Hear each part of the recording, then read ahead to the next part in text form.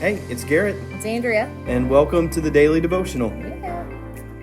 Okay, so we are in Matthew chapter 2 and the end part of the chapter where God was sending dreams to Joseph to keep them safe. Mm-hmm. And I wanted to bring this up and I wanted to talk about it. And I know you'll have some interesting things and I know you have stuff to say about it. When you say interesting, are you saying that because I'm saying high quality, and I'm not being sarcastic. I know it sounds like it. Like you will have great things to say about this. oh, that's a lot of pressure. Yeah. Okay. No, Well, no, it's we no know that there will pressure. be interesting things. Whatever I say is definitely on one side of the galaxy or the other. No, it'll be really good. So I know you have good things to say about it, but I really wanted to talk about the three times that God sent dreams to Joseph that kept him safe.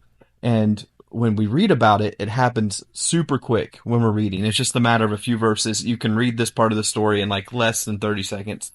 But I this don't was know if you can. Like maybe you can. Less than 30 seconds.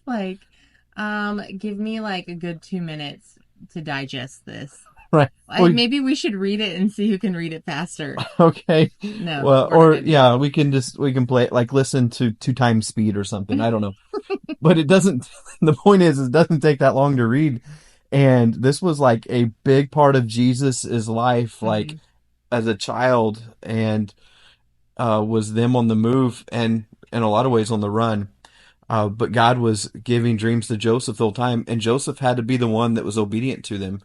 So the first one that he gave him was when they were had to leave Bethlehem to escape back to Egypt, after the wise men were there. And God gave him a dream, and it says Joseph left immediately to go into Egypt. But the thing about Egypt is that wasn't where they were supposed to be. Jesus was supposed to come out of Galilee and everything that was prophesied. And so this was like the wrong direction. And I don't know. I think that's an interesting part of the story that we skip over is Jesus wasn't supposed to be there, but God still sent Joseph and Mary to Egypt with him to keep him safe. And it was said that could have taken 6 or 7 years before Herod died. And so when they were in Egypt, then God sent another dream through an angel to Joseph and said, okay, now you can go to Israel.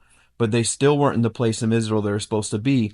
And once they were there, they found out that it was one of the grandsons of Herod that was in Israel, and they were still in danger. Another dream came to Joseph, a third one, and sent them to where they were supposed to be in Galilee. And so all of this took several years of Jesus' life, and he was supposed to come out of this one place, but it took several years to get there.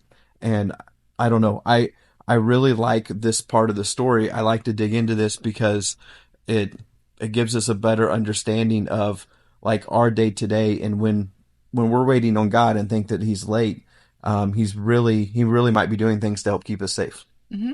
Yeah. No, I think definitely there's times that I can look back in my life and think that, man, God, you've been so unfair in this situation. But when you look back, you see that He was really on time and He had a plan with everything.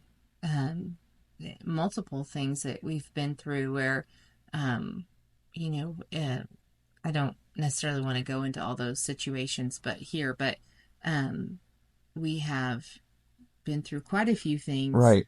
in our life personally and with the church. And Hmm. it's not anything compared to what Mary and Joseph went through, but I'm sure even like people who are listening, like they can think back through their life and they can see that they've been through some crazy things. And God's an on time God for sure. It may not be on your time, but He knows what He's doing. Yeah, it would be those moments that are like two steps back. Like, and you're right, we've had those kind of moments. But if if those things wouldn't have happened, I can think of even a certain situation like to where we wouldn't even have the children we have. We Mm-hmm. wouldn't have been able to adopt like we were able to adopt, Right. and so you can see how God worked through all of that, Mm-hmm. and that's why I really like talking about this with Joseph, with Mary, with God speaking to them, with the quick obedience that it came from Joseph. I just think it's a really good story that doesn't get talked about enough. Right. You also talk with your hands a lot. I do. When you You, are in front of people, like it seems like it gets worse and worse and worse. Like, I mean, your hands W- are going everywhere right now. When I'm in front of people or When not? you're no, like when you're in front of people, it's okay, but like when you're not in front of people and you it's almost like we're just doing audio right now, like Uh-huh. your hands seem to just go crazy. Yeah. I didn't even notice. Yeah. I mean, they're just everywhere when you're talking. Just letting you know. Yeah, well, I just preaching to the wall, I guess. I I don't know. guess you want the world to really know what you're I saying want, right now.